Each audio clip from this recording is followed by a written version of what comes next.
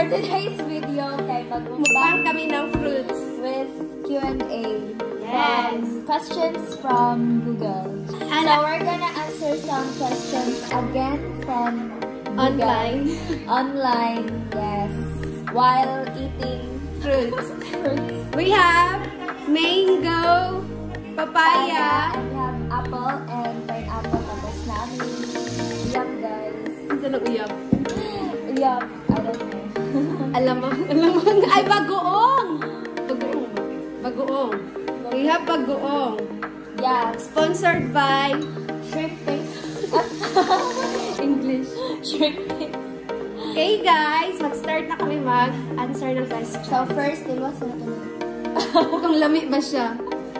First, the papaya. Manga apple. Manga and apple. Taste test.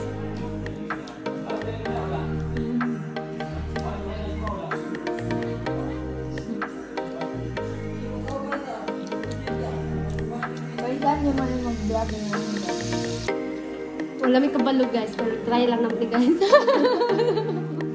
So, okay, first question. Okay. What is your favorite childhood memory? What is my favorite childhood memory? Maglaro ng ano? Mga laro ng bata. Like Jolene, yung cards, Jackson, with all action, and etc. Sa ako, kay ka nang remember na ko before, like, buntag pa kayong sayo, wa pa ng mata nga mo silingan. Labi na katong mga friends, ganina mo, like, sila Kate, sila Wendy. Ay, city girl, manggod ka. Tapos, kanang buntag pa kayo sayo, kay mag-atang namin sa ilahang full time. Bisan wala pa sila ng mata, kay mulaag namin. Sa mo, akong hindi makalimtan na childhood memory. Next. What's a skill you've always wanted to learn but haven't yet? Ay! Gusto na ko i-try na mag-drive o sakyanan. Like, kabalo na ako motor, so gusto na ko makatoon mag-sakyanan. Ako, gusto po na ako, pero I want to try na mag-assemble, disassemble of mga parts sa car or motor. Para, if ever na ako yung car, kung magupaan, wala akong ayo. Oo, diba? What's a song that always puts you in a good mood? Ako kay One Direction songs. Kay murag nostalgic siya sa feeling ganyan. Makadungog ka din ang kanta kay it brings back a lot of memories. Ako?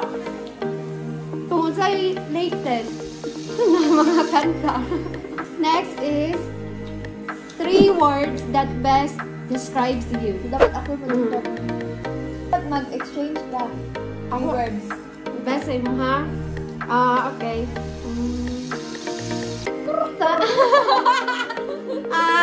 You're such a smart girl.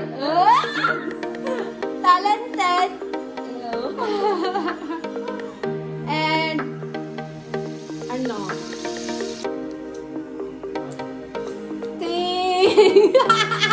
Wala ko kabalong sa tawag.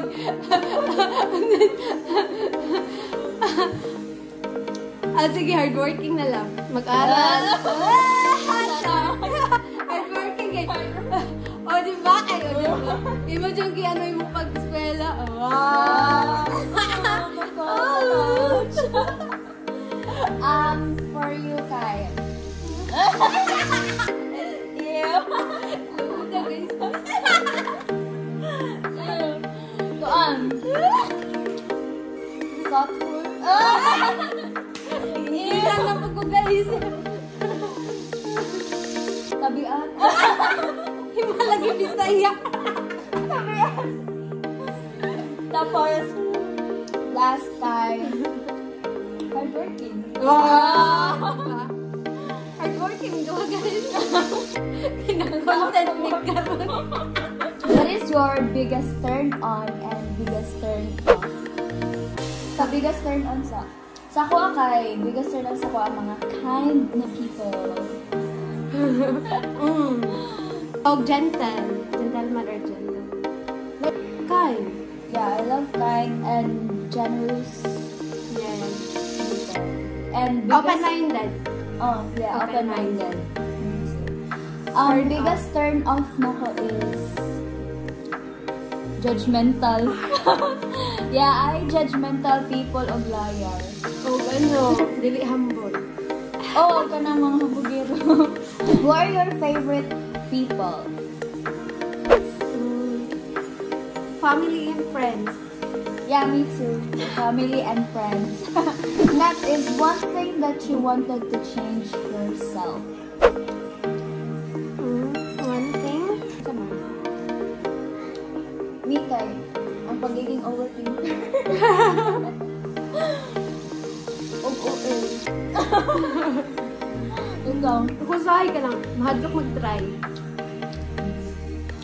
Yeah. Yeah. What is your dream job? Well, kung practically speaking, gusto lang, wala kong specific na dream job kay I do have lots of interest in it. Gusto ko mag-abroad, pero wala ko kabaluugan sa ka-job. Basta gusto lang ko mag-abroad and ingana. Pero, kung gusto dyan ako, pero unbelievable location ang pagka-dream goal. Like, gusto ko maging singer. Oh, para to. Wala lang, gusto lang ko. Gusto lang ko maano. Entrepreneur. Maging CEO. Soon. Next question is, if you could time travel, would you go to the past or to the future? To the future. Right? Ako to the future. Tatanawan ako if okay ba kong life, nadado ba ko or delete ka. Sa future po, para mapaghandaan ako kung sa mahitabo sa future. Oh! Nice answer. Diba? What's your idea of a perfect day?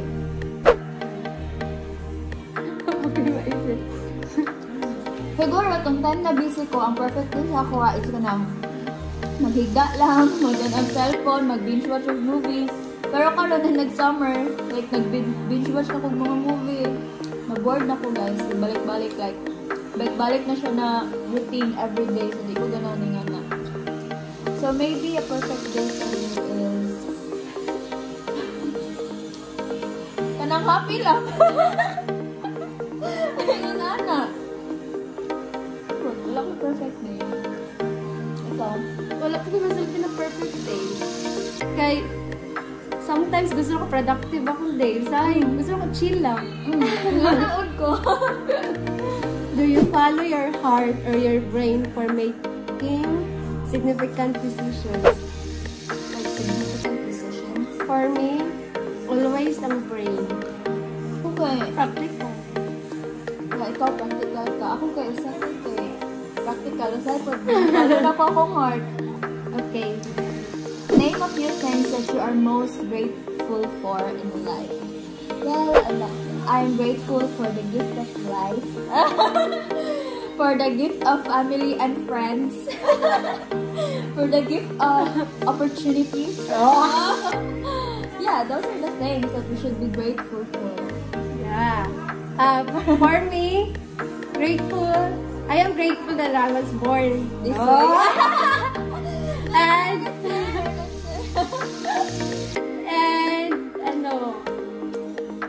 I'm happy kung unsa man kung nagdako, it makes me stronger and Humble. yeah.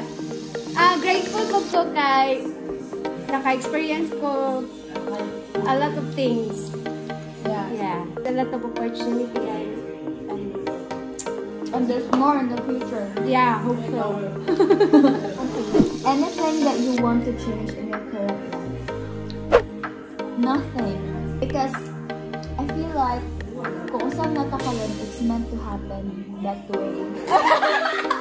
So I don't want to change anything in my react when you are angry? Ako kay mohilom. Ako po, first, Like kanang mag-pause ka, madali ka, mag-think ka kung mas piliyon na lang mo hilom kay basig napakay masulti na bad. yeah. A lesson from your childhood. Me is to be humble and to be contented. Siguro ano, there's a lesson pero something na na-apply na ko hanggang sa like kanang to always go or say yes sa kanang mga opportunity na maabot sa mga life. Name one thing in your life that you want to rate 10 over 10. How many answers? 10 over 10. Same. Tell me any place where you love to go when you are feeling sad. Ako kay dagat or nature. Ako mamimay sa sounds, sa waves, to calm my mind. Or sa country na ako matulog. Oo, nila ka. The best one. Wala lang, wag mo. Matulog. What makes you feel sad? Negative thinking. Negative thoughts. Oo. Samot lang ka lang walang kagibot na. Kaisip lang ka dun. Yeah. Nag-overthink na. Overthinking makes you feel sad. So, stop. Overthinking. Stop. Do you have any regret in your life? Siguro, may mistakes. Oo, manjud pa, pero Pero, hindi naman masulti. yeah. It's private. Yes, na. Do you believe in soulmates? Yes! So, soulmates, dili naman siya mag-exist sa romantic na ano. Are you conscious about your health? Super. I have to. Fast talk na ni guys. This or that. Okay. Text or call? Text. Maulo ko mo TikTok. Text mo, di ko ganahan sa akong voice ko. Voice sa call. Money or food? Money! I can buy food if I have money. Android or iOS? Well, if kanang good quality photos, I would prefer iOS. But when it comes to user-friendly, I would prefer Android. Pwede siya picky. And at the same time, dali na siya gamiton. Since I'm an Android user. Ako?